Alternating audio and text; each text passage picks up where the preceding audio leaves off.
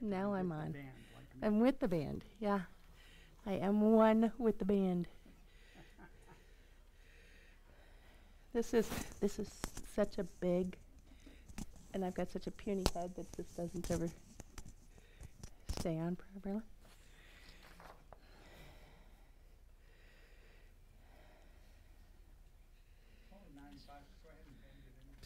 Yeah.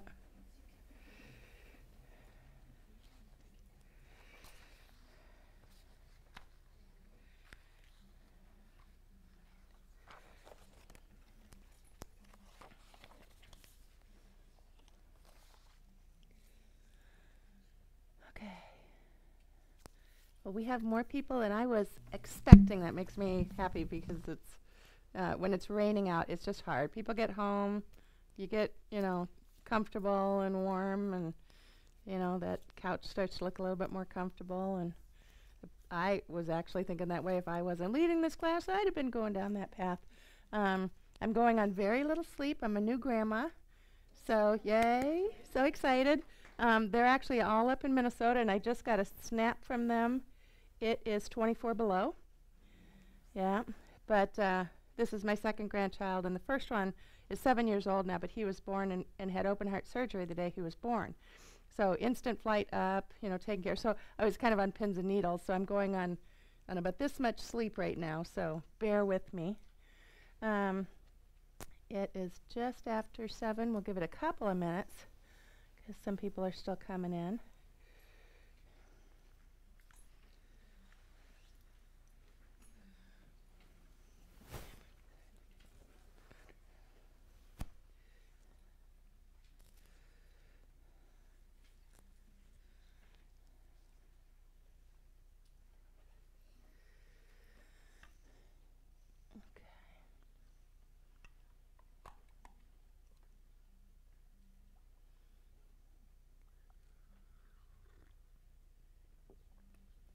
I don't. Eddie, is there anybody else out there? Okay. We're just going to go for it because we got the next two classes are really, in some ways, my favorite because we get to go. We're going to deep dive a little bit. So we've got a lot to cover tonight. This is Buddhism in a Nutshell, Class 4, and January 29th. I always like to say that for the audio tape because it's one of those when people are listening, you have no clue. The plan for tonight, we're going to do a little bit of a review of karma. We're going to talk about precious human rebirth, the Buddhist view of death, which is not as depressing as it sounds, the 3 scopes, and then we're going to get into the 3 principal aspects of the path, which are renunciation, bodhicitta, the wisdom of emptiness. We're going to wait until class 5 because that's really the deep end of the pool. But that's really what the plan is tonight, and there's a lot there. I'm gonna give you guys a choice because we've been working. Is anybody here for the first time, just to make sure? Okay, thank you. So I'm gonna give you guys a choice. I always start the class with the meditation, and I end the class with the meditation. And I've been talking about the different kinds of meditation that we have: concentration meditation and analytical meditation. And if time allows, at the end of tonight's class, if you'd like, I can take, rather than a concentration meditation, we can do an analytical meditation. It means we need to stop a little sooner to give us more time, but that would give you guys the chance to kind of see the difference, if you'd like. If people want to just do one of the regular meditations. So my first question is anybody trying these meditations at home? Have you downloaded the handoffs? Are you trying any of this at home? Because you all seem pretty engaged when you're here. So hands trying it at home, a couple of you? Okay. So well, let's wait and try to watch the time a little bit, and maybe a little bit after 8 we'll see where we are, and we'll have the choice then at that time if we want to just kind of keep on going with the class and discussion, or if we want to stop and try to do an analytical meditation. I usually save that meditation, that type of meditation, for the last class, but you guys seem very engaged with it, so I'll give you guys a choice later, and we'll see how far we get in the class. Does that make sense? Give you a chance to kind of see what the differences are. So we've been doing several different meditations. Again, my hope is just to introduce you to some of the different concentration meditations so that you can see the different styles. Some you'll like, some won't work for you. It's just checking them out and see which ones do. I'm going to start today with another one that I particularly like. So let's do it, and then let's talk about it afterwards, and I'll kind of explain why it's one of my favorites. But I want to talk about it first because I'm curious to see what y'all do. So, as always, one of the reasons that we start with the meditation is kind of bring our mind here, focus in, just relax a little bit, and just kind of let the cares and worries and things that happen during the day to go a little bit. Because you made the effort to come here, especially in the rain, especially with this happening. So it's kind of one of those ways to pull in and actually be present and be here. So let's do a brief meditation. This one's called Meditation on Mind Like the Ocean. Last week we did one called Mind Like the Sky. This one is Mind Like the Ocean.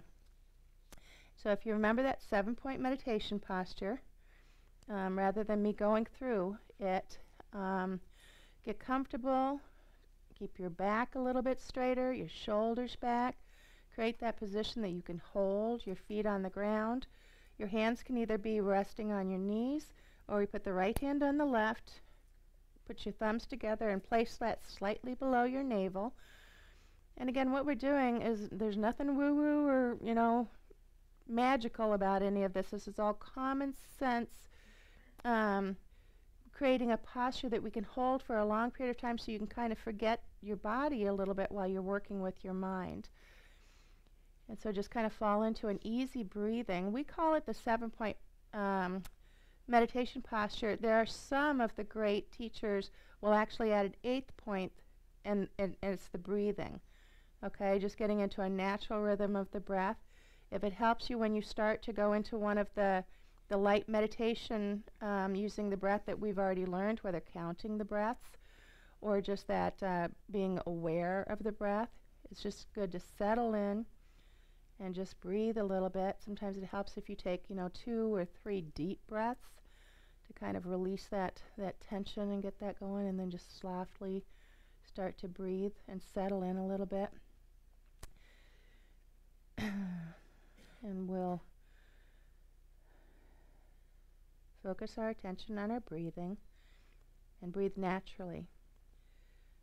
We'll use the breathing meditations that we've learned to settle our mind and bring it into a state of deeper focus and concentration, ready to engage in the meditation. Again, we'll create a motivation. This is an altruistic motivation for this meditation session,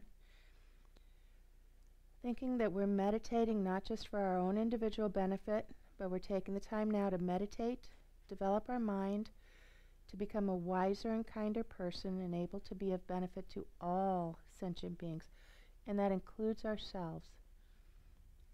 We want to be kind to ourselves as well as others.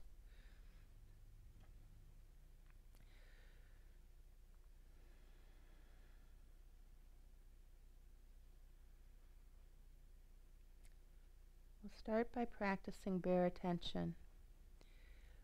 When you gain a deeper level of concentration and focus, loosen your concentration slightly and emphasize the element of mindfulness in your meditation a little bit more strongly. Allow your mind to be attentive and observant of whatever comes to notice, regardless of what it is. Don't identify with the mental elements arising. Simply observe them like a tourist. Allow them to arise as you observe them and pass away without getting involved. Just be aware.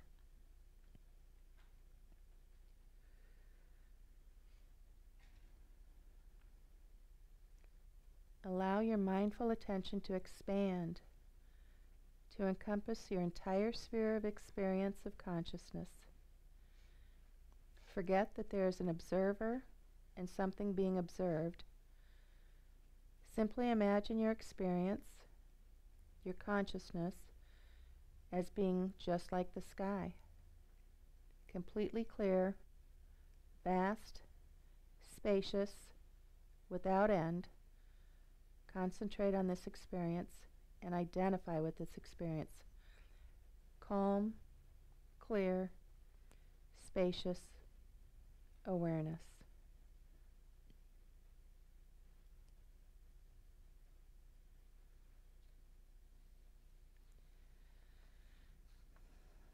The mind can also be likened to an ocean.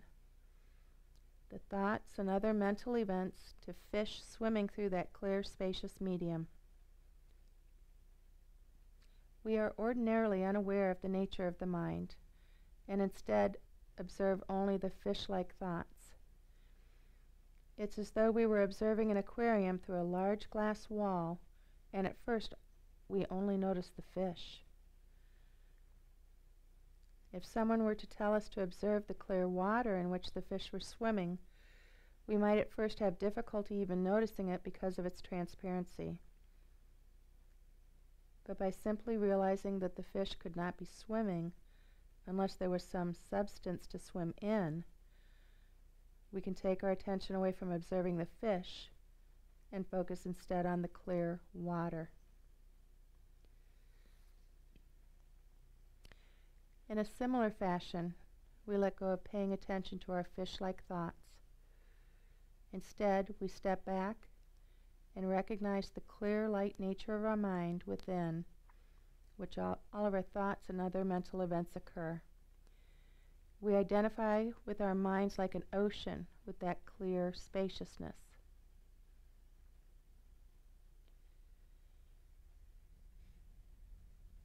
In our ordinary state of mind, as we go about our business every day, having conversations and planning, thinking, worrying, making lists, and so on, it's as if we're living on the surface of that ocean.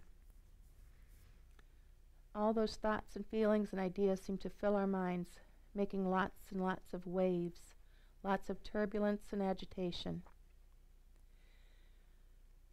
But as we identify more and more with our ocean-like mind and let go of the wave-like emotions and fish-like thoughts, it's as if we start to descend to that quiet depths of the ocean-like mind.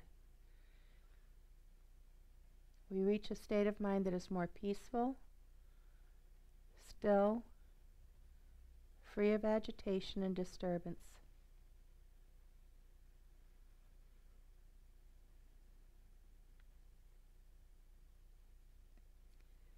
In the case of the aquarium, we will continue to see the fish swimming in front of us as we focus on the water.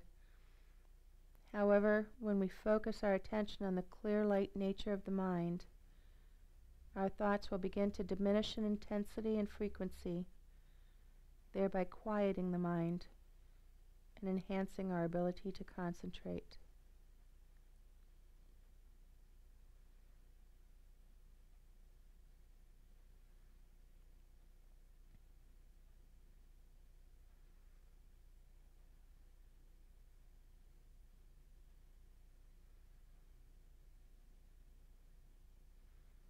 Whenever we identify with and are carried away uncontrollably by a thought, a feeling, we lose any awareness of that spacious clarity of our mind, of the vast, clear and knowing nature of the mind within each thought or feeling that occurs. Our perspective becomes small and constricted.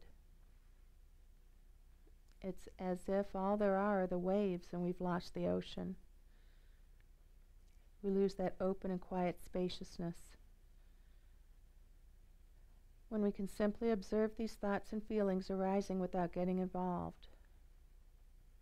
When we can identify with the ocean instead of the fish, then we can reside in that spacious purity of our basic clarity of mind. Calm, clear, peaceful, open spaciousness, without agitation, without delusions, without anxiety and distress, without dissatisfaction and attachments and aversions.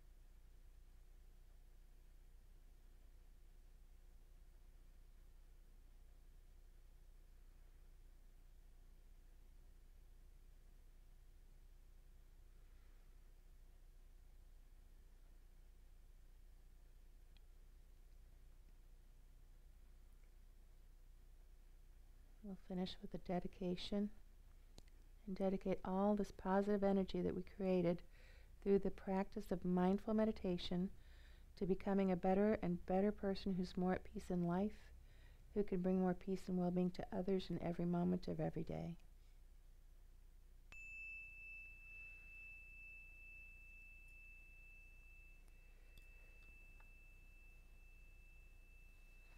Okay, and bring your attention back to the room.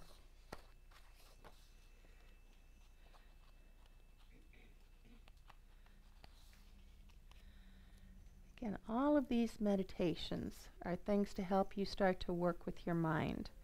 Now, I, of course, have my favorites. There's some that work for me and some that don't work for me.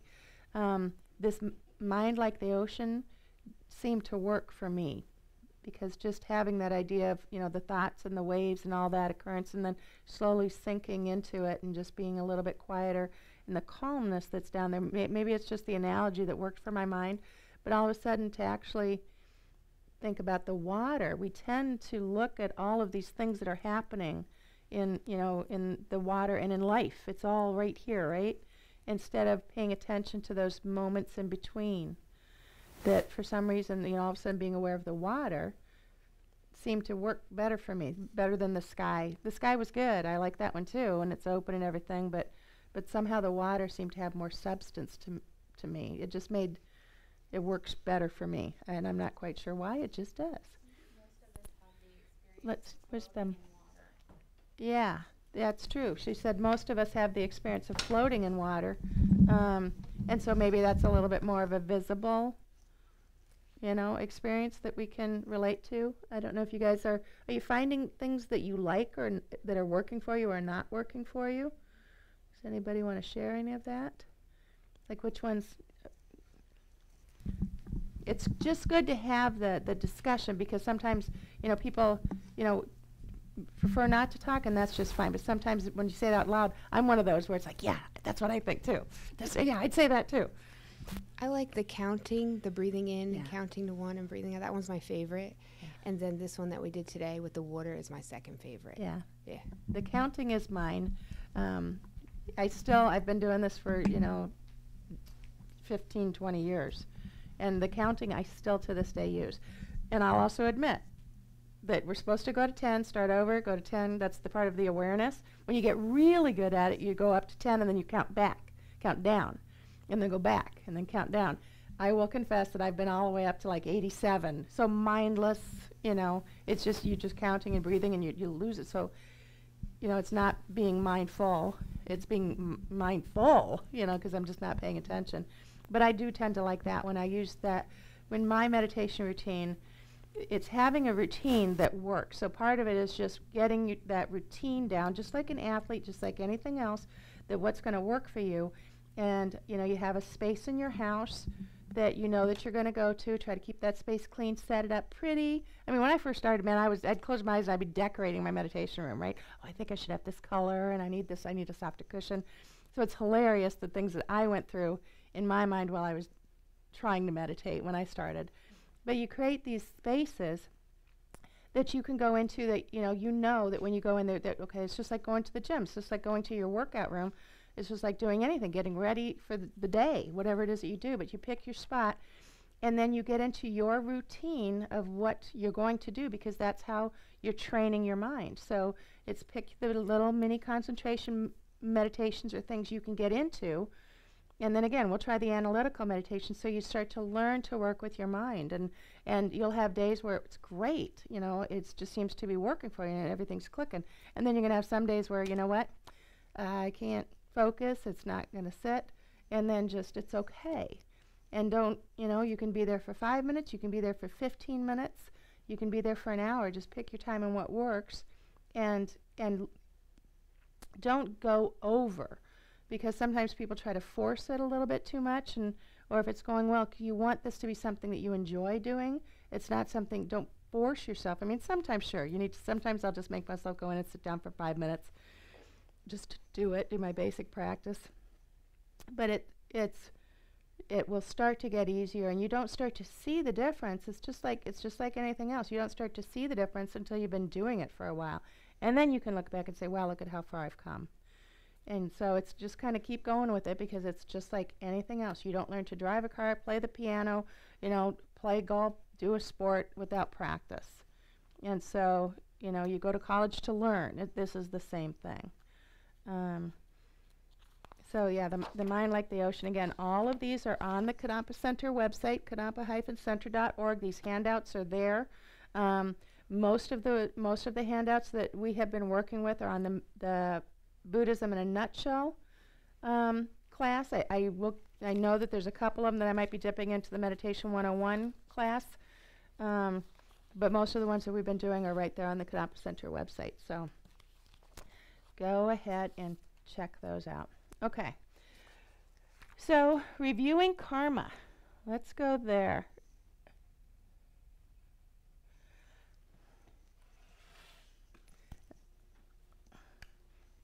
Things used to be tight, and it's not so tight anymore, Chris.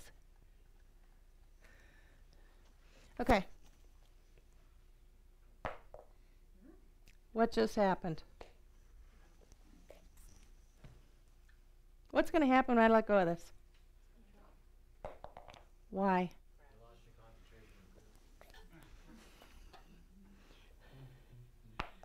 How many times can I do this?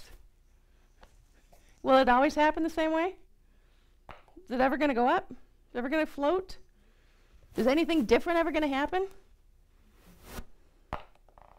Somebody else want to try? Get a different effect? Okay, gravity, right? The law of gravity. We all know it. We all understand it. Sir Isaac Newton discovered it, sitting under the tree with the apple. Doesn't change. Natural law. Okay, you're climbing up on a ladder and you fall off. Does anybody ever get mad at gravity? Oh, darn that gravity. You get mad at the ladder, you get mad at the ground, you get mad at your buddy who was supposed to be holding the ladder, but nobody gets mad at gravity, right? Nobody blames gravity, right? Karma is the same thing. Karma is the same thing. Natural law. It just is. That's always kind of the best way to it's just like gravity. It's a natural law. When we're studying gravity, you have to understand gravity to learn about flying, to learn about sports. You know, it's all the stuff that kind of goes with you. Engineers, they go deep dive into it, right? You know, anybody that's going to go into aerospace, they'll deep dive, and they can tell you force and nature and all of this kind of stuff. For some of us laymen, it's like, I just need to know that if I fall up the ladder, I'm going to do that. Okay? So karma is that same thing. You can deep dive into it and understand things a little bit better with your life. Okay? Karma is a natural law of how and why your life is the way it is and why things happen. All right?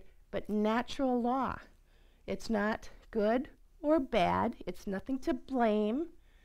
Okay? It's nothing to say, oh, you got bad karma.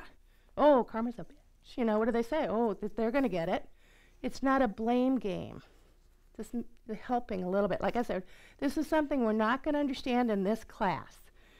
It's just kind of peeling off some of the layers for you, so it's just that little bit of learning that eventually you'll get more and more and more. But it's just this natural law of the way things exist and why things happen. And it helps us to understand the things that happen in our lives, and it gives us the power to make changes for the future. Okay? To me, this is like the coolest thing ever, but it's work. It's work. And I'll be going along and I'll have it and I'll know it and I'll be working with it, and then things get busy and something will happen. I'll just go on, and then all of a sudden it's like, well, I'm not in my practice that much anymore because I'm not paying attention. But if you really pay attention, this is very empowering stuff. Did that help a little bit? Did that just kind of do a little bit of an aha? I always wait for that one.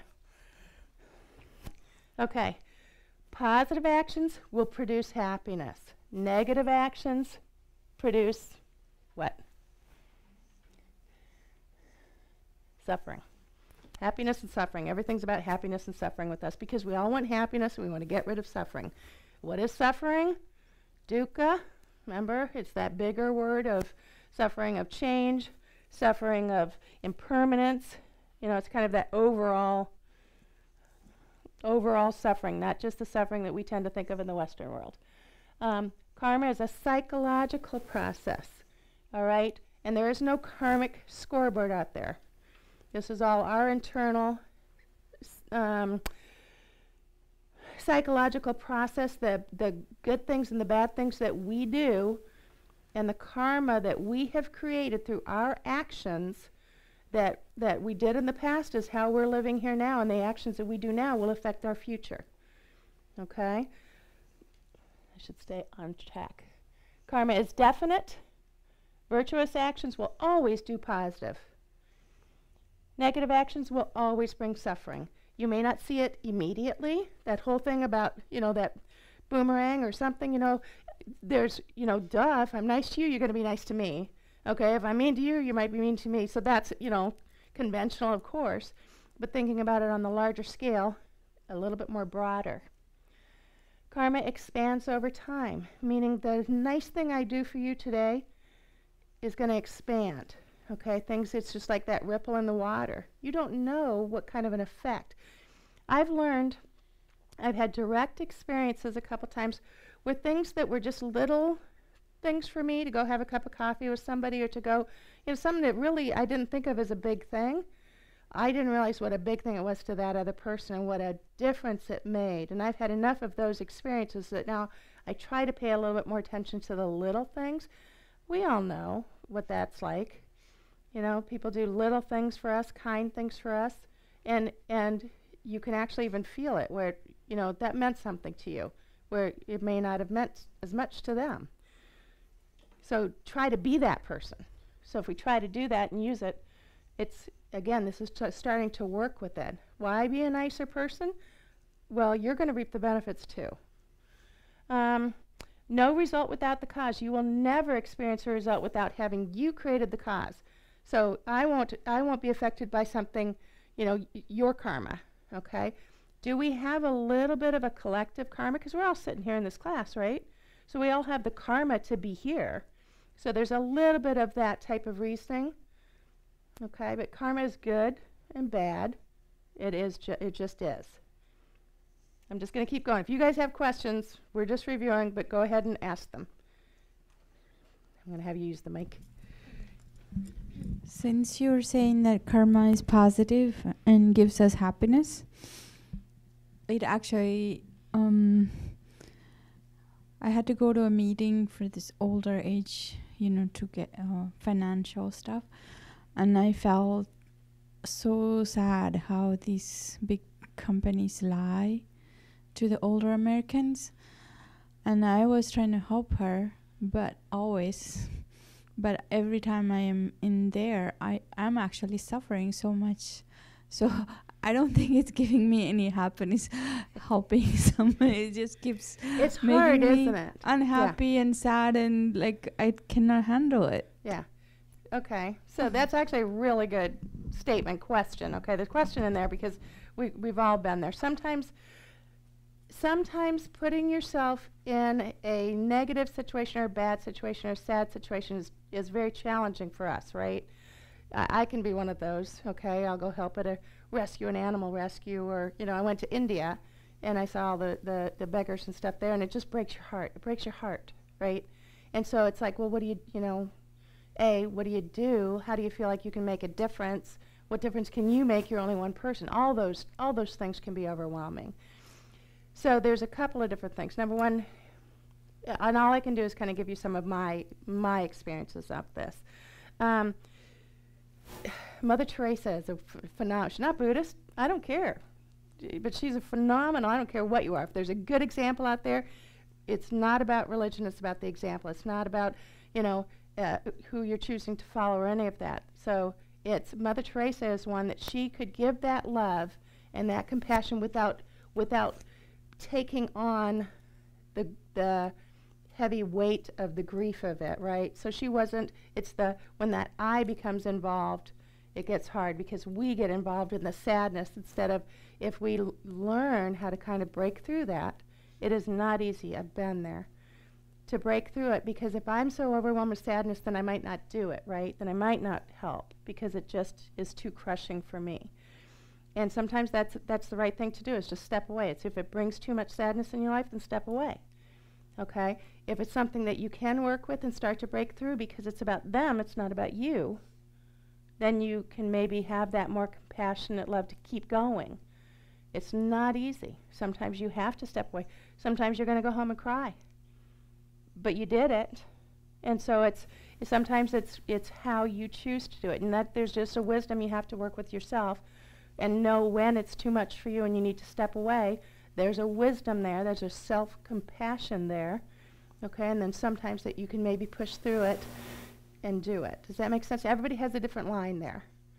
But it's just learning, so somehow it's that going absolutely through that moment to where it's not about you anymore, it's about them. It's a really interesting feeling when you do it. And it's not easy, and I can't do it all the time. But I've had enough experiences where I didn't become part of the story. I was able to just go through it and be able to help without owning that sadness. Until you experience it, it's a little bit hard. But there is a self-compassion there, that if it's just too much, then just you have to step away because you can't take it on. I wrote about it to educate other people. Yeah. And that's good. So writing about it to educate other people, finding ways to communicate and to, help teach and guide different situations. If you've got something that has worked for you, sharing that sometimes, and again, sometimes it's that be the light, so people come and ask you about it rather than trying to force your ideas on somebody. Just be it, and somebody might come and ask you how do you do that? It's hard, and then it's just trying to explain. But that's really good observation, that there's sadness out there. And that's the other thing. This whole karma thing, it's not about blame either. So it's not seeing that poor, miserable puppy dog and say, oh, you must have done something bad in a past life. So it's not blame, right? Because we've all, with this whole idea of beginningless, endless life streams, we've all been good people, bad people, mothers, sons, fathers, animals, bugs. I mean, we've all, with eons and eons, beginningless time. So it's not about blame. It's always having that compassion. Does that make sense? Good questions. Keep them coming, because I'd rather answer questions than talk.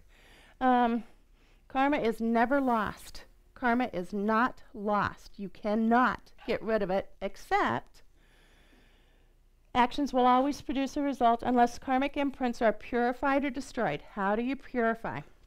So there's a couple of different practices that we do where you can purify. And, what is that? I'll give you one example. There's a practice that I do at the end of the night where I'll stop and I'll think about my day, and I'll go through it and think about all of the things that I did or the things I could have done better. Again, it's not about beating myself up, but it's being honest with myself. And that's not always so easy, but if you're truly trying. And then you've got these steps that you go through. I can talk about it in more detail sometime, but there's actually steps that you go through to to kind of pluck that bad seed out, the things that you can do about it. Go through, think about it, and think about what you did wrong, and think about how to try to improve it and what you can do to improve it. If you hurt somebody's feelings, then maybe you go say, I'm sorry. Maybe there's an additional action there. But you got to think about this, because sometimes you got to make sure that you're thinking about what's best for them and not for you, because sometimes you can say you're sorry and you can cause a worse problem. You have to really think some of these things through, but just you go through it so you can purify, or they can be destroyed. The second you become a Buddha, all your negative karma is gone. Okay, so there's 2 different ways to do that with getting rid of karma, bad karma. Okay, questions? I just wanted to go back to her Okay. for a minute and share something that may or may not be helpful. So I was raised by someone who has a very tricky mental illness to pin down. She is undiagnosed, and my family spent many years telling me that I was exaggerating, and I had a lot of questions about is my perception of reality real? How can I fix this? How can I make it better? And I became a person who has been very invested in fixing things for any and everyone who will allow me to embrace them and fix them. A few years back, I was very fortunate to meet a psychologist who provided me with some reading lists, and I finally was able to get a handle on this person's condition and understand a little bit more about what was going on in her head, how she was functioning. And at the same time, it allowed me to release my passion for trying to fix it and understand that I couldn't. But now, when I look at her and when I look at lots of different areas of my life, I'm able to say, okay, that person or this situation exists. I can't affect that, but I can bring what I have to the table and offer it. And I find that kind of disengaging from that passionate fight is very helpful in being more effective for helping, if that makes sense. It totally makes sense. I totally understand what you're saying, because, and we're going to get into this a little bit later, because it's the best way that I can put it is not becoming attached. And we're going to go through the true definition of what attachment is from a Buddhist perspective. Because when you take, number one, when you take that I part of it out, the attachment part of it, then it becomes about them and not so much about you doing it. And then it's also having a little bit of wisdom, because fixers, we're all fixers. Yeah, the name Sandy means helper, all right? So yeah, I always used to be a fixer too, and I still am, and I have to work with the idea that, you know what, they may not need or want fixing. And so it's always that idea of what are we trying to impose on others, even if it's just our opinion that they need to be fixed. And so it's being available, again, kind of be in the light a little bit more than that. But that attachment side of it and learning that's huge. That's huge. I think that when we do remove ourselves emotionally from the situation, it's actually possible to be much more present in the situation. Yeah. You know, you see the hammer and the nail, you're not the hammer anymore. And it doesn't mean, so again, she's using some of these languages that to be detached does not mean, from our perspective, that you don't care. In fact, it means you care more. In fact, that kind of taking yourself out of the equation, taking your emotional baggage out of the equation, does not mean you care less. It actually means you care more, because it's no longer about you.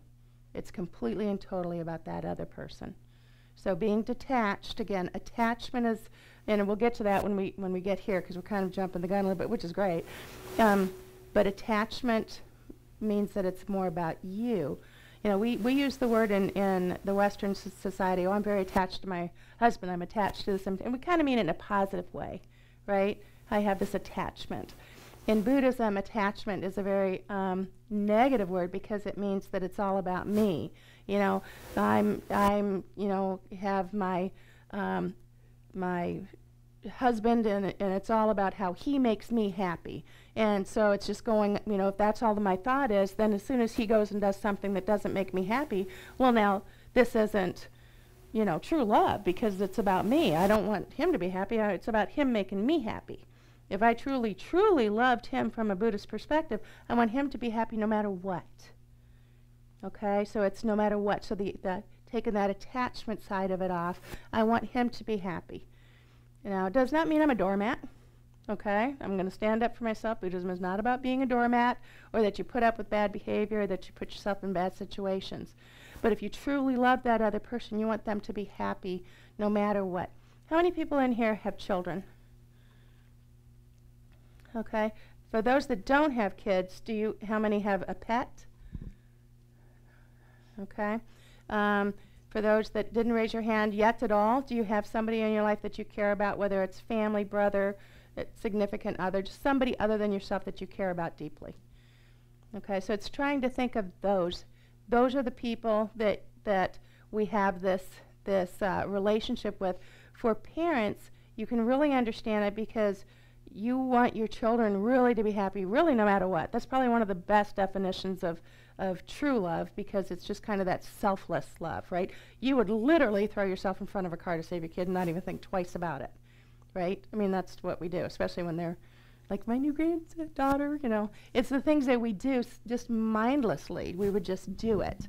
So it's just trying, how do we have that love, that kind of love for everybody? It's really interesting to start to try to work with that a little bit. Let's get going a little bit. These are, like I said, I love the conversations because I'd rather talk that way than just, you know, spew information. So for aspects of karma, ripening result, what type of rebirth are we going to have? Possessed result, what type of environment are we going to be born into? Experiencing the result similar to the cause, you're robbed because you robbed somebody in the past.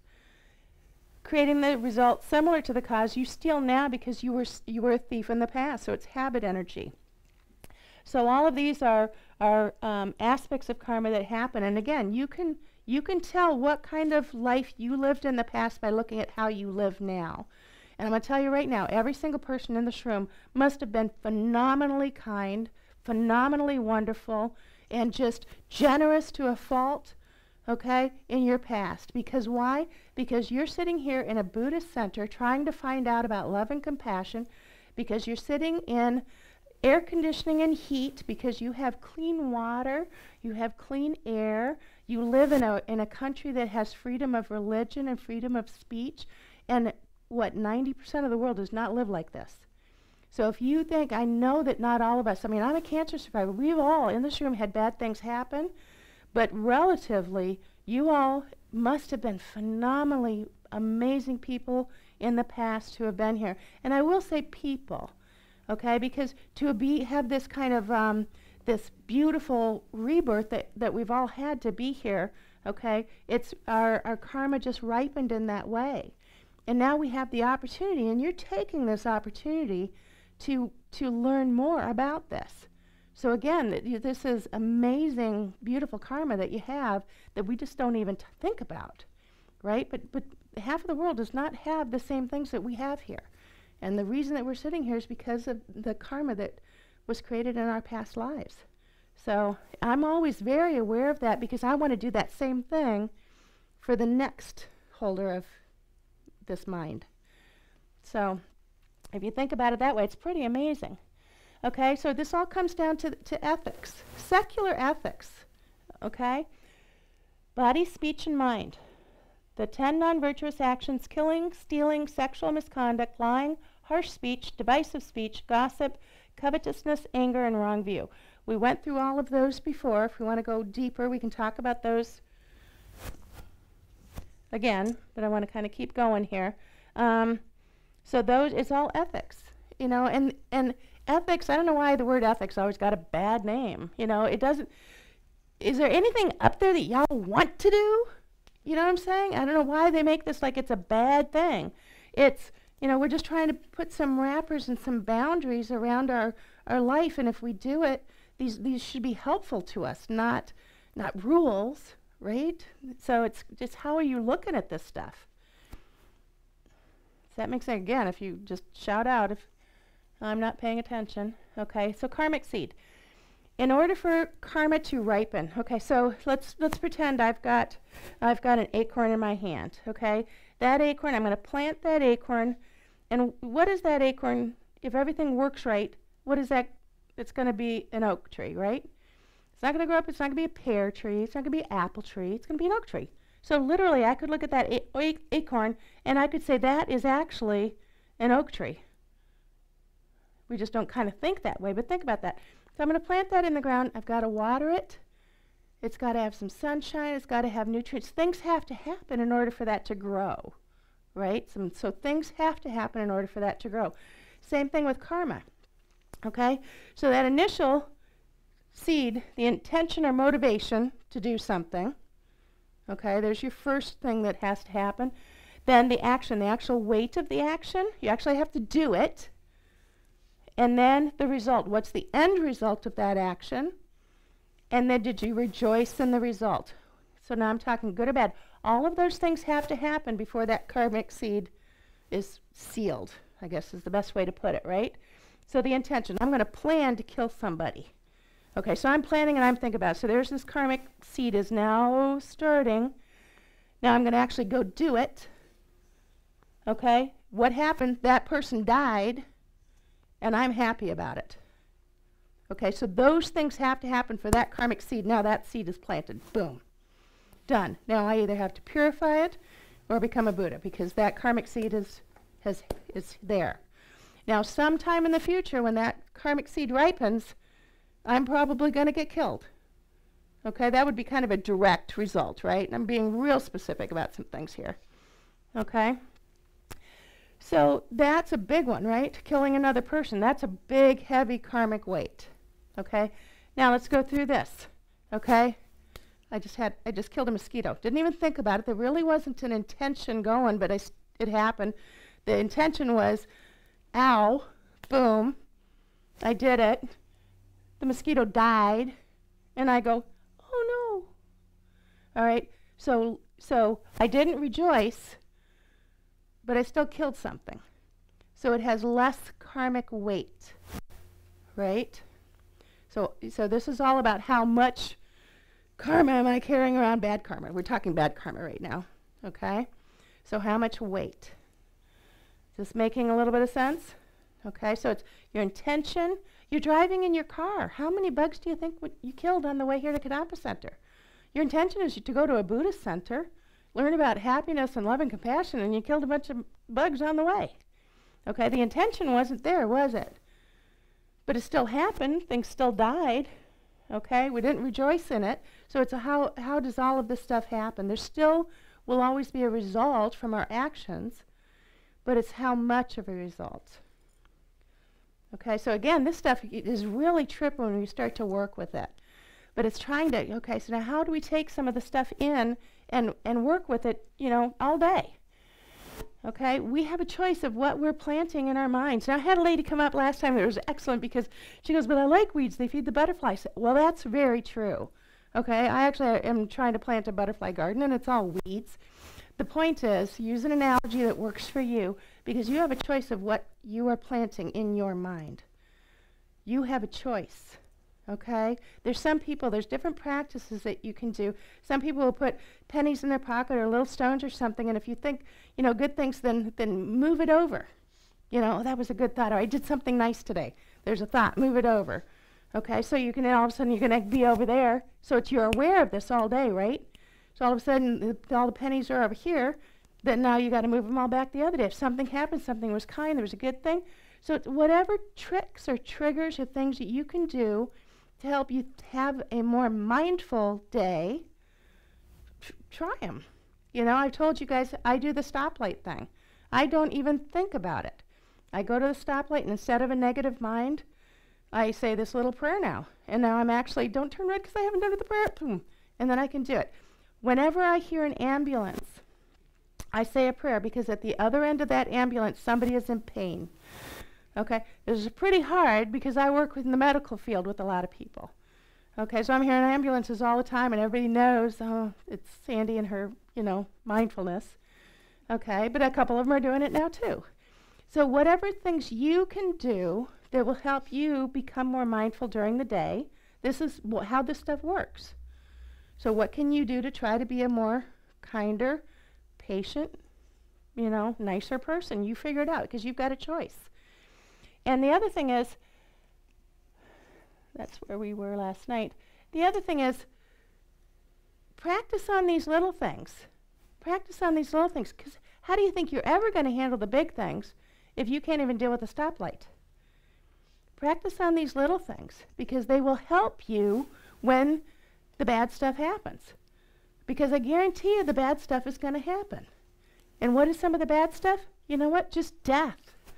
There's not a single person in this room, there's not a single person on this planet that is not going to die. And so we have that coming. So we talk about this precious human rebirth. What does that mean? From a Buddhist standpoint, a human rebirth provides the ideal conditions for practicing and improving our minds, an ideal balance of leisure and suffering, opportunity and motivation. Okay, what does that mean?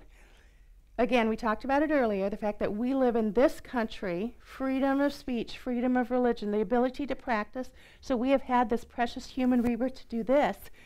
And then if we weren't seeking, if we were just, totally happy and with all of the things that means and stuff, you wouldn't be seeking something different, would you?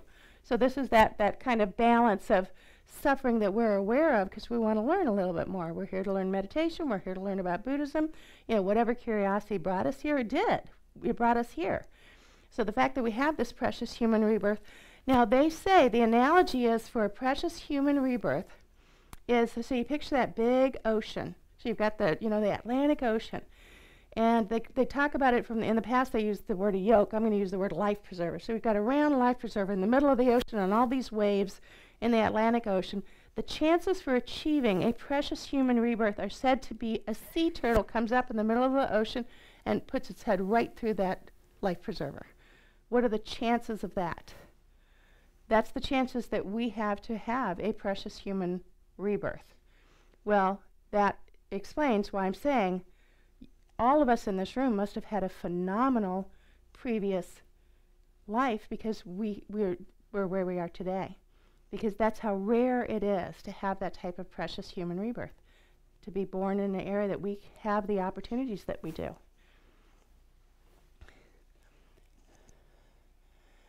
Okay, remember I told you Tibetan Buddhists like lists? Here comes some more. Okay, what are the 18 conditions that talk about this precious human rebirth? 18 conditions, 8 leisures, 8 freedoms.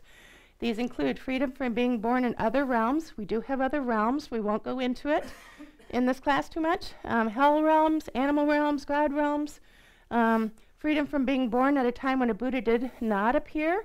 So we did have the Buddha. Even though he was born 2,500 years ago, we're still learning about his teachings.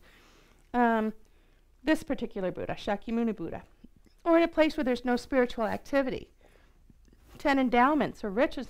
These include being born human, being born in a country that has the freedom to practice, being born with a well-functioning body and mind, fully able to understand the teachings and to practice. So there are humans that are born that don't have the opportunity.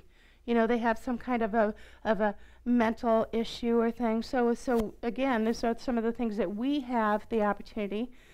Being born at a time when a Buddha has appeared and taught. So the fact that we've got all these conditions that make it so that we can be here, if I could just impress upon you how amazingly, wonderfully rare this is, again, that's one of the things that gives me just this feeling not only of gratitude and empowerment, because I realize that not everybody has these opportunities that we have.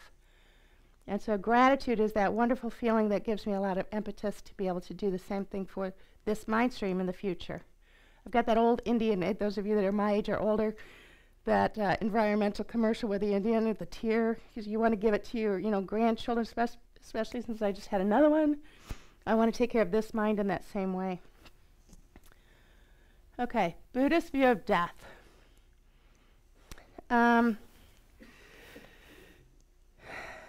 So it is a fact. We are all going to die. Fact.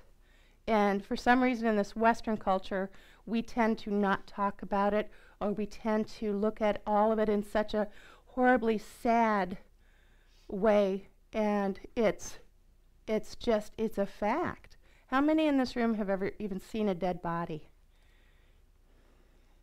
That's more than normal. Was it in a hospital? Was it at home? Was it out? Just where did you see the body? Yeah. In the hospital? You were with somebody in the hospital. Anybody see anybody die at home? Okay. Again, this is more than I normally see.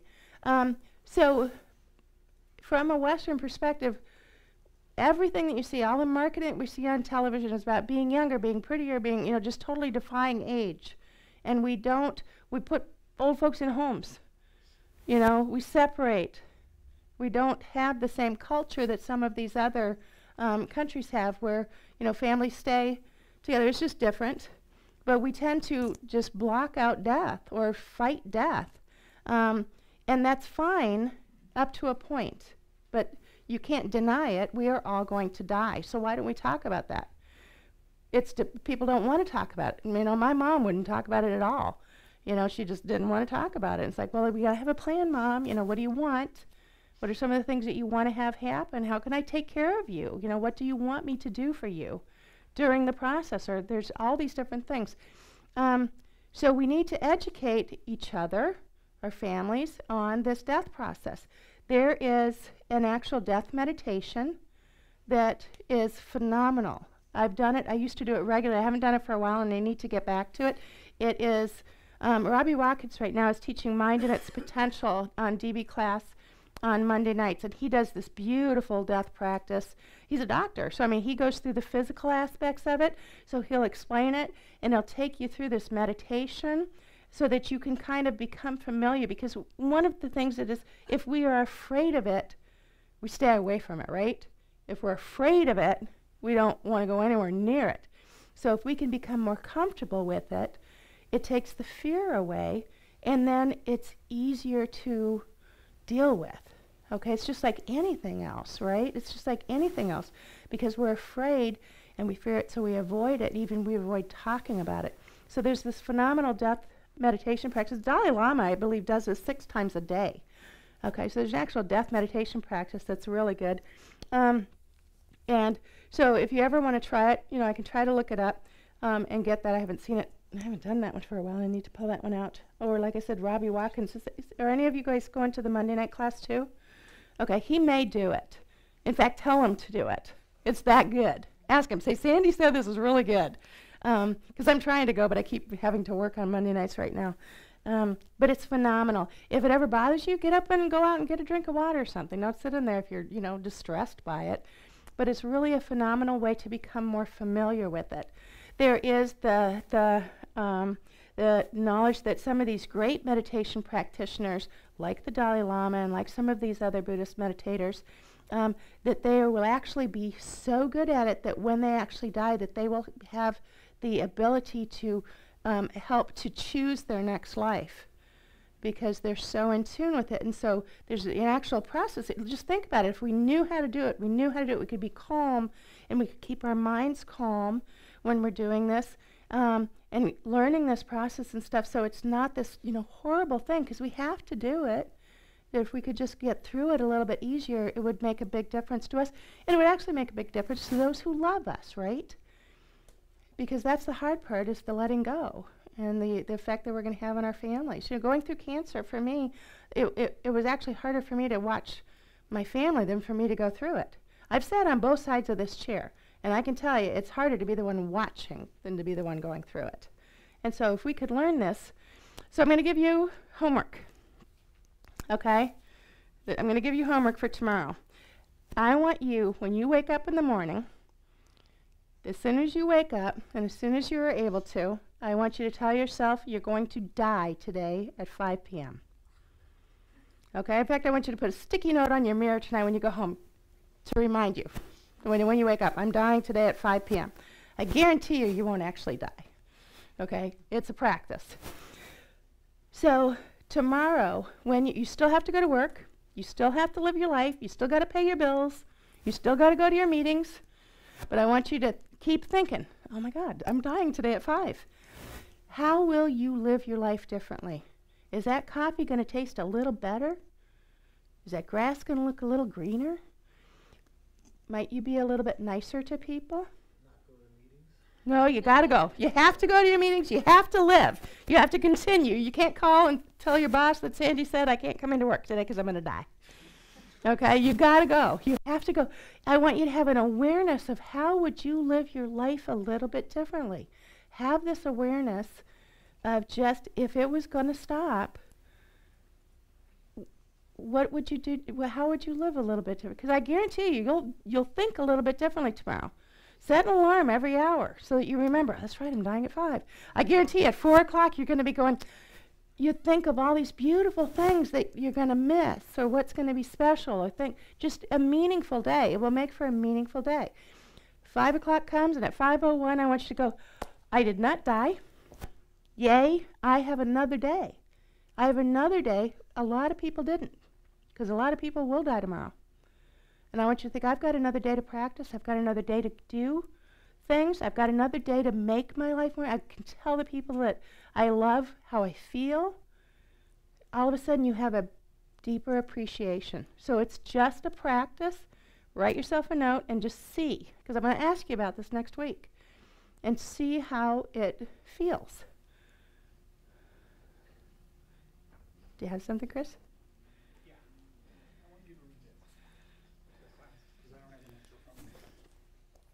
It might be kind of hard, but start right there. There's just that paragraph. Just this paragraph. Okay. This is called When Things Fall Apart, Hard Advice for Difficult Times. Pema Chodron, she's phenomenal. Okay, Pema Chodron is phenomenal. I can tell you several books and audio tapes. So Chris has a specific paragraph. He said, I have a friend dying of AIDS. Before I was leaving for a trip, we were talking. He said, I didn't want this, and I hated this, and I was terrified of this. But it turns out that this illness has been my greatest gift. He said, now every moment is so precious to me. All the people in my life are so precious to me. My whole life means so much to me. Something had really changed, and he felt ready for his death. Something that was horrifying and scary had turned into a gift. I know this feeling. I told you, I'm a cancer survivor. I've actually had 3 near-death experiences. I wish that I could give the gift of going through cancer without you guys actually going through it, because it changed my life. Because you have the choice of how you're going to react to things. Chris, that's beautiful. I've got to read that book. I don't have that one. It does change. My husband and I changed our entire life because we have a new perspective. We don't sweat a lot of the small stuff. You can have this same feeling. You can do these same things without going through this bad stuff. You know, without going through all that stuff. It is possible to change your mind and have this greater appreciation. So again, tomorrow, what's going to happen? Put that little sticky, you're dying at 5. Okay? Just try it and see. And try to remember it and see how you would feel. If you knew that you were going to die, would you act a little bit differently? And again, you have to go to work. You have to do these things. I'm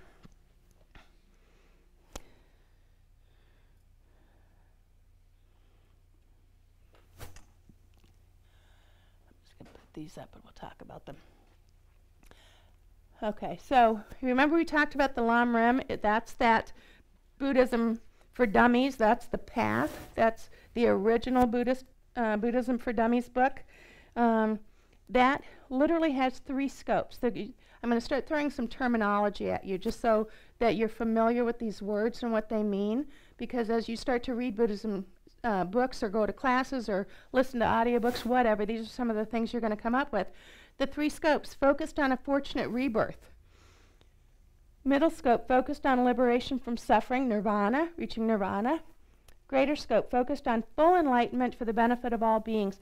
So these are kind of like different levels. You can study all three at the same time. Okay, but it just helps to separate some of these things so you know what these actions and this teaching is about, and they kind of spread it out so it's very clear what these kind of actions and how this works, lower scope, this will affect you. This is, again, this is all karma. All of this stuff is a hot mess of everything is interdependent, but you start to separate them out so you understand them, and then you can see where they fit in that wheel, okay? So you're going to pull it out, karma, that goes in here, and then pull that out, but they're all like that gear shift where each one affects the other. And you can work on all three of these at the same time. It just helps sometimes to know where some of these things are categorized.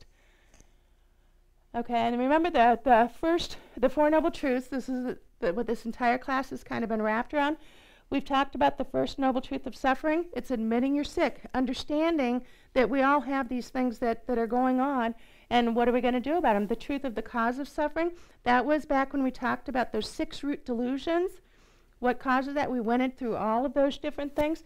The truth of the cessation of suffering, that we can actually stop this. That there's actually a path to stop this. And now we're getting to the fourth noble truth, the truth of the path to the cessation of suffering. And again, turn that around. Truth of happiness, truth of the cause of happiness. Just turn all those around. So there's 3 principal aspects of the path. This is the fourth noble truth. We're going to break this out into 3. First one is renunciation. Literally, definite emergence, the state of a mind not having the slightest attraction to samsaric pleasures for even a second, and having the strong wish for liberation. The Buddha did not teach renunciation as a form of denial or asceticism. Rather, he taught letting go as a way to achieve a greater good, a greater happiness, and ultimately to attain what might be called the sacred dimension of liberation. If one sees that a greater happiness is found by letting go of a lesser one, the wise person will let go of the lesser happiness. Lots of big words there.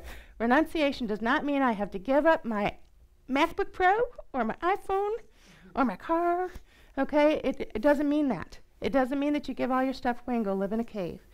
Renunciation is a mental aspect. It means I won't have the attachment to these things.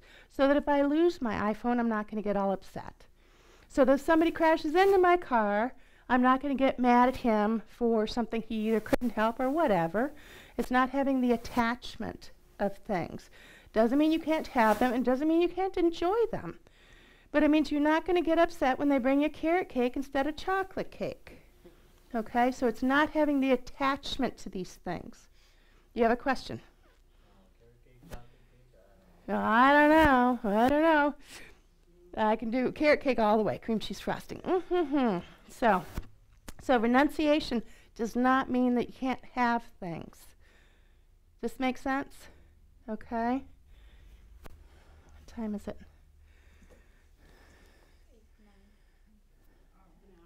Okay. One more big thing about renunciation. Okay. Should we get into the whole lupus samsara thing, or is that? Go for it. Well, big picture renunciation, you are sick and tired of not being enlightened, and you want to get out of this, uncontrolled cyclic rebirth as soon as you can. It's like a big driving force behind bodhicitta. Yeah, that's exactly. Being sick and tired of this cyclic existence, and that gives you, it does. So sometimes what motivates change, when good things happen or when bad things happen, right? Otherwise, if it just stays status quo, we tend to not change. Is that me? Is it to where I'm standing? So what motivates change? Whether good things happen or bad things happen. Because when things stay the same, we tend to not do anything, right? At least that's me. It's the way I do things. So it is. It's just being so sick of things that you want to change things, okay? But again, it doesn't mean you have to get rid of stuff. That's not what it's about. But life is a little bit easier sometimes with less stuff, So, okay, attachment. We started talking about this. Again, I'm gonna start. A lot of this is just definitions again. So throwing words out. A disturbing thought that exaggerates the positive qualities of an object and wishes to possess it, and it's more about me.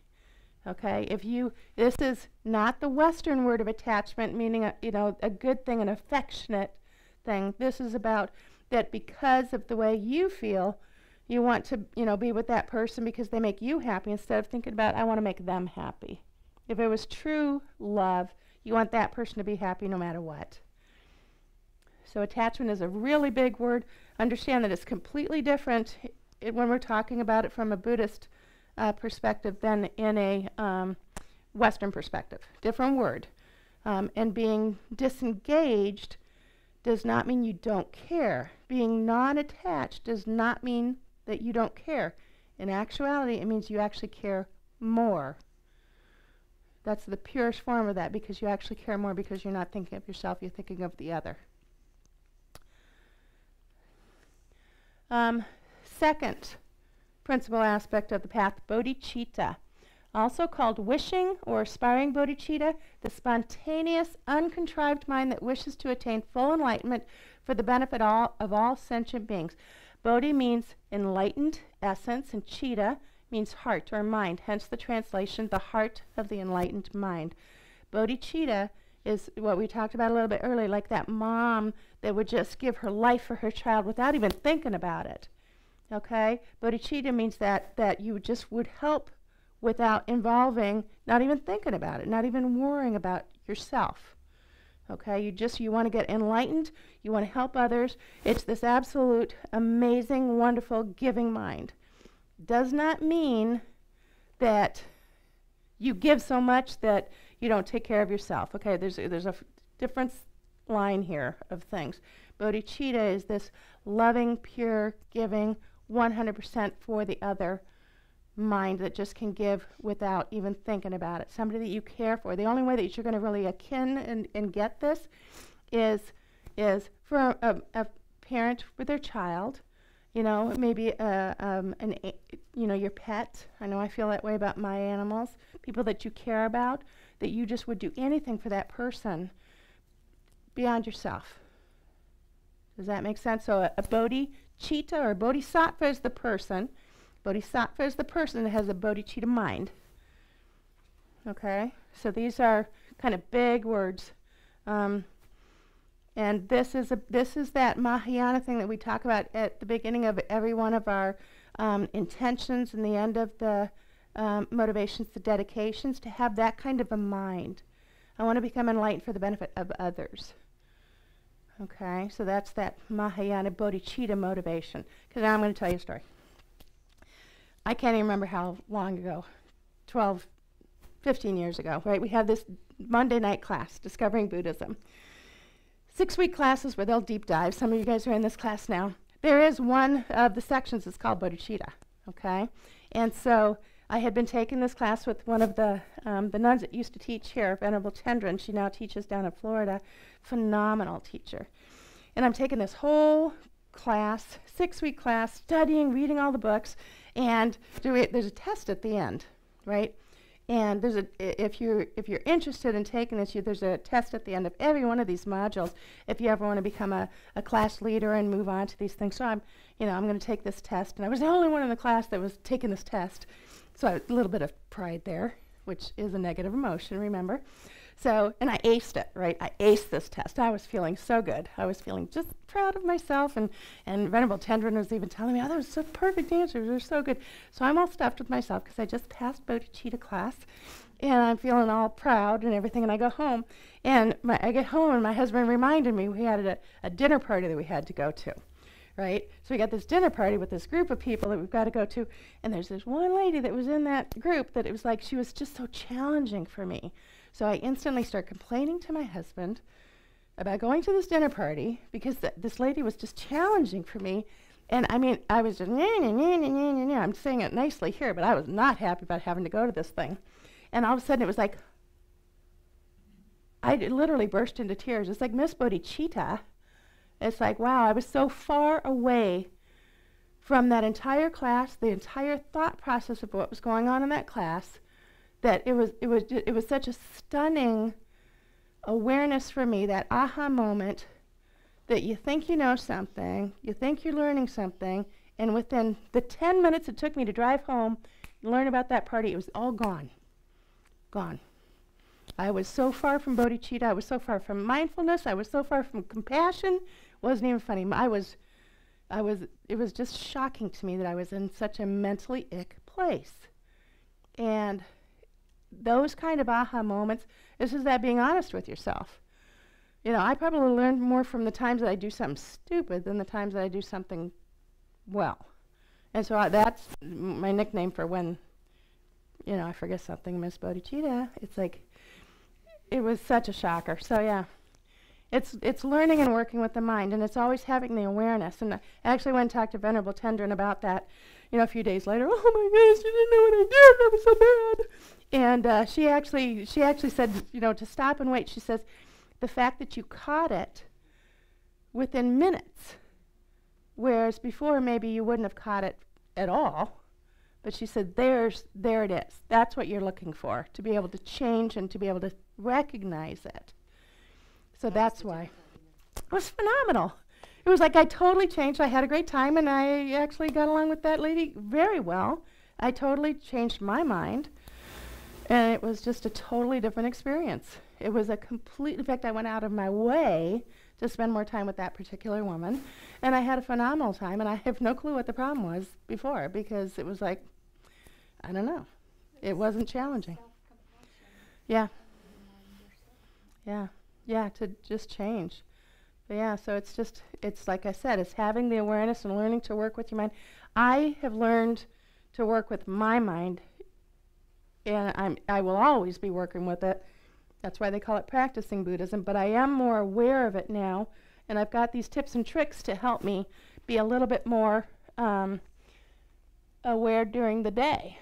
So this we're not going to touch. Wisdom of emptiness, literally emptiness only, the absence or lack of true existence. Ultimately, every phenomenon is empty of existing truly or from its own side or independently, seeing things as they really are. Talk about that more next time, because that's a full-on class all until itself. So now I'm going to ask you, what time is it? Okay, it's 1:15. That's probably not, well, it's close. Does anybody want to just keep talking, or do you want to try an analytical meditation? For those who want to try an analytical meditation, raise your hand.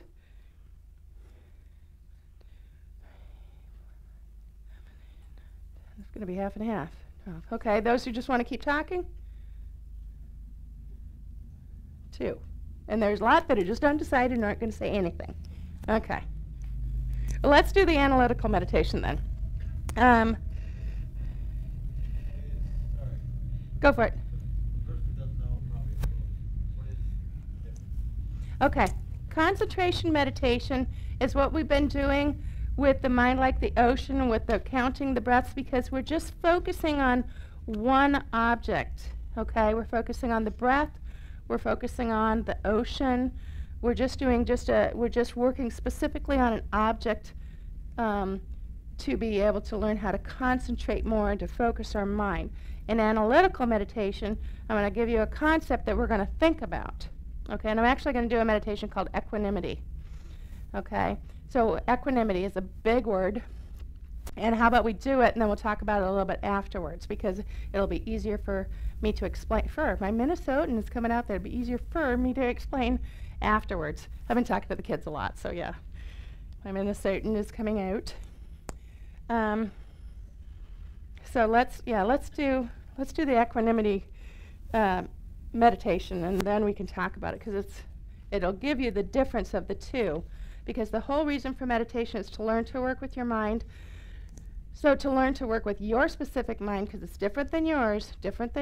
So the things that are going well in your life or the things that are going bad in your life, if you're an angry person, then you're going to learn meditations that can focus on anger and how to work with some of that stuff. If you are distressed about something, it's how do you sit down and work with things. I will actually have things going on in my life that are upsetting to me for one reason or another, and I'll go sit, because I've learned the tool of meditation to work my way through things. Doesn't work all the time. I'm so not perfect at it, but it certainly does help. Okay, and this specific meditation I used, I was having problems with a vendor, real problems. I mean, it was a point where I was actually, starting to talk to an attorney about some things because it was just not a good situation.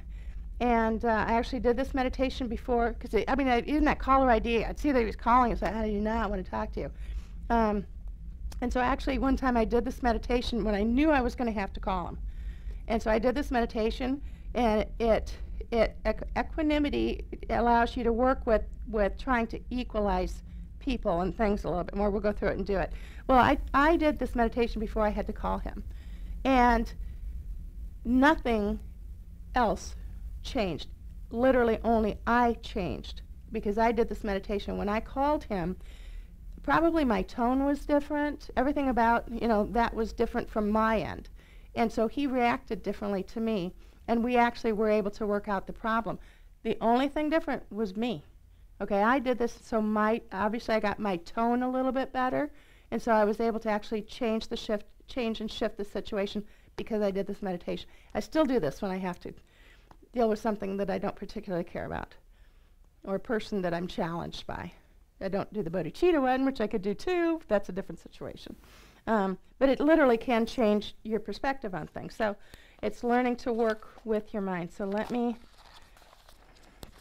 let's do this one, and you can see, and then after we do it, I'll tell you about it a little bit before because it might help. Okay, so equanimity, what we're going to do is we're going to pick 3 people. A stranger, somebody that you don't know, you recognize them, maybe the lady at the post office, somebody that you don't know them, but you know their faces, okay? Somebody you don't like, and somebody you love. Okay, so you got 3 people. Somebody you don't like, somebody, just a stranger, and then somebody that you love. And what you're going to do is we're going to go through this meditation. Now, I'll tell you, so there's a couple of people that you can think of that you don't like. And hate is a hard word. There's not a lot of people I hate. There's people I don't particularly care for. I can think of several political figures that I don't care for. Things like that. So get somebody over there that you don't. Now, I picture, because I work in production, okay, so I picture that kind of that white stage, that screen where there's only white, right? That seamless thing. And so I'll have that person walk up out here.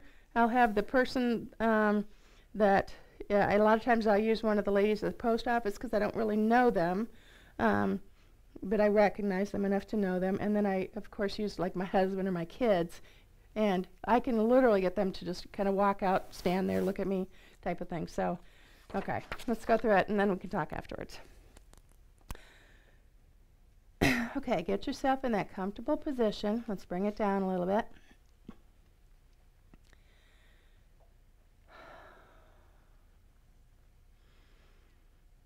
Focus your attention on your breath.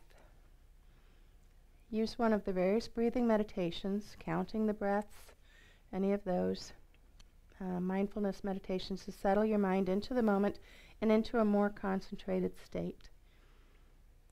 Sit comfortably and generate the strong intention to do this meditation in order to overcome self-centered bias and judgments and to develop the mind of perfect equanimity and balance toward others. Imagine in the space in front of you 3 people. Someone you like, someone you dislike, and someone you feel indifferent toward. And keep these 3 images in your mind throughout the meditation. First, focus on your friend or loved one. Allow your feelings for that person to arise strongly.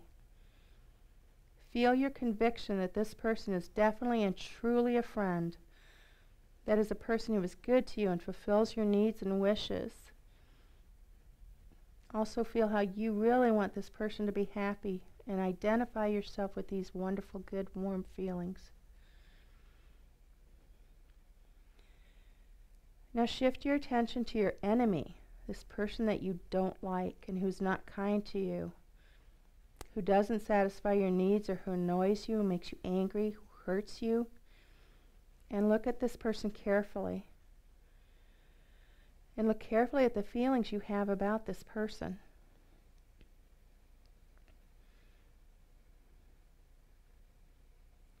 Now shift your attention to this so-called stranger, the person that you just barely know, but whom you neither really like or dislike.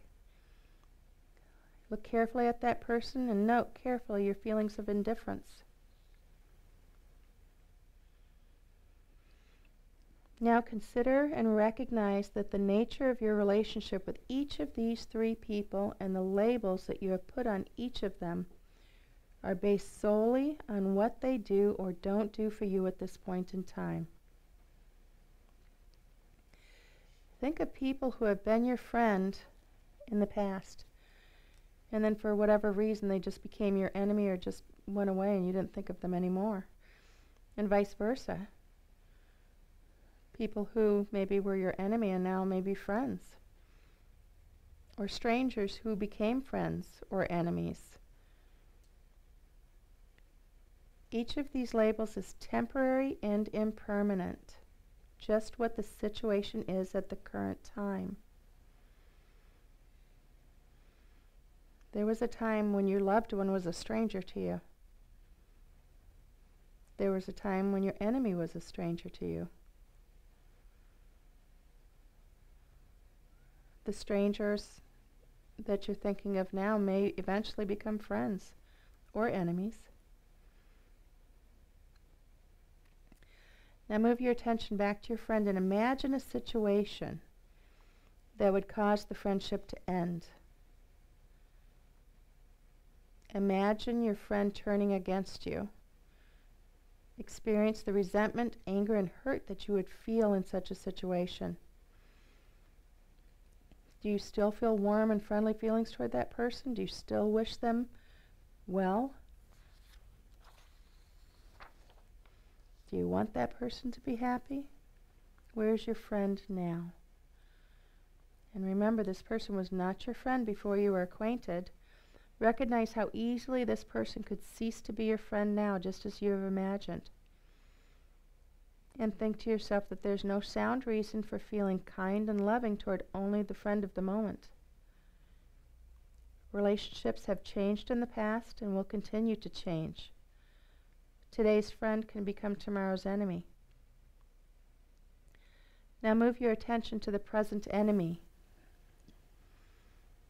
Imagine a situation in which you could be drawn together and become close, a common interest, a word of praise or kindness. Look at that person and your feelings toward them very carefully. Are your feelings softening, becoming warmer? Because you can learn to feel warmly toward your enemies. This has happened before and will happen again. Why do we hold so strongly to the concept that this person is definitely an enemy? Now move your attention to the stranger.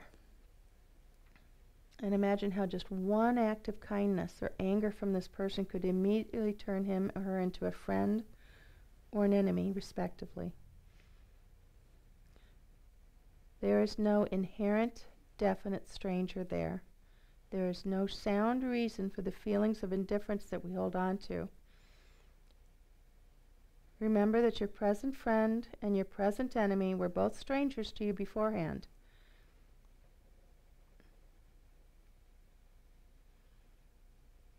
Maintain your awareness of these three people in front of you and think how fragile the impermanence of these relationships are. And it's only your misconceived belief in the concreteness of these labels of friend, enemy, and stranger that holds your mind back from the possibility of change and fluidity. Your friend, enemy, and stranger all want happiness just as much as you do. In this respect, we're all equal. Everyone is equal in having the potential to develop their minds to the fullest extent and to achieve ultimate clarity and compassion. The differences that we see in people are very superficial, based only on our mistaken and narrow self-centered views. In fact, everyone is equal in deserving our care and compassion. Now, none of this means that we should not discriminate at all. On a practical level, our ability to distinguish between actions and individuals is very necessary. Naturally, we feel closer to some people and are wise to keep our distance from others. This is not in any way contradictory to this meditation. The point of the meditation is to develop equal concern, equal regard for everyone, for their well-being, whether they help or harm us at this point in time, and to see that the labels that we put on others are often arbitrary, mistaken, and very changeable.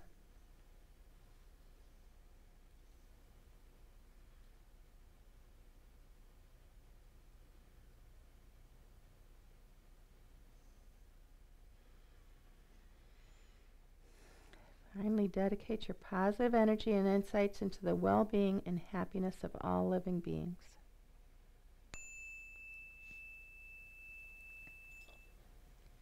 Okay, bring your attention back to the room. So I went through that a little quickly because we were just running out of time. But you can see this isn't, the best thing I can say is it's not about bringing your loved ones down, okay? Love is not this finite piece of pie, okay, that there's only so much of. It's about bringing these other people up. Just even to having that awareness of these people, whether you like them or dislike them or whatever label that you put on them. Again, every person on this planet is just trying to be a happier person. They just want to be happy too. So if we can just kind of equalize some of our feelings so that they're not so, I like this person, I don't like that person. Have you ever had that experience of you're talking with a friend and you say, oh, you know, I don't really like Mary, you know, she's not really that nice to me. And your friend goes, oh, I love Mary, she's great. It's these differences that if there was a definite Mary there, then it would be the same thing for both people, right? So it's learning that the perspectives that you put on people are different. And so it's trying to learn to be have a little bit more equanimity so there isn't these emotions of attachment and like and dislike so much. So it's just kind of learning to work with some of these things. We're going to talk about this in more detail when we get to emptiness, but I just wanted you to see the ability to do an analytical meditation to really start identifying differences in your mind and trying to change the perspective. With concentration meditation, you're trying to focus. With analytical meditation, you're trying to actually change your mind. Okay? So we're trying to change our thought process. Science is now proving through neuroscience that the actual brain pathways can be changed. This is scientifically proven now. Okay? What Buddhism is saying is that ability to change your mind, not your brain, your mind is also possible. Okay? So we'll go through this in some more detail. I do want to do one quick thing because we've got some things coming up. We'll go through some of these. Okay, just because there's dates coming up that I want you to be aware of. February 2, since some of you are into meditation, is a Saturday meditation, guided meditations from 9:30 to 11, all levels. And again, everything here at Kadampa Center is free. It's just based on donations. If you're getting something from the class, then you can donate. Feb 7th is the Meditation 101 class. Thursday mornings from 10 a.m. to 11:30. We'll have an evening class again in July, but we're offering it during the day, starting February 7th. March 4th, right now we're in the Mind in Its Potential module, but the next module for DB is how to meditate, and that's where, again, 5 or 6 weeks just focused on meditation. A lot of similarities with the two classes, but you have a deeper opportunity in that particular class. February 22nd through the 24th, visiting teacher Venerable Amy Miller. I cannot recommend her high enough. She's actually the nun who wrote the book that this class is based on. Okay? She's phenomenal. If you get a chance to come and see her just for even one time that she's here, I would highly recommend. She's an amazing, amazing teacher. The Sunday teachings, of course, 10:30 to noon. Dinner's at 6 every Saturday evening. Okay? This is just time to go hang out. You can find more information on our website, but every Saturday night we're up at Aladdin's Eatery up in North Hills at 6 p.m. Y'all are responsible for your own dinner, but we're just trying to create more opportunities to socialize, especially somebody like me. I come here and I'm always so busy I don't get to talk to people. So we're trying to do some more of that kind of hangout type of thing. Check out the calendar, kadampacenter.org, because there's a lot happening, and there's also a newsletter that you can sign up for on the website, and that way you can find out these things that are happening. These dates are coming up, so I want you to be aware of them. Next week, emptiness. That's the Big Mac Daddy of all of them. It's hilariously fun. I guarantee you're not going to, let's just go with it and have some fun with it, because it's a pretty deep subject. I thank you all for coming out in the rain and appreciate your time. So have a safe drive home, stay warm, and thank you very much for coming.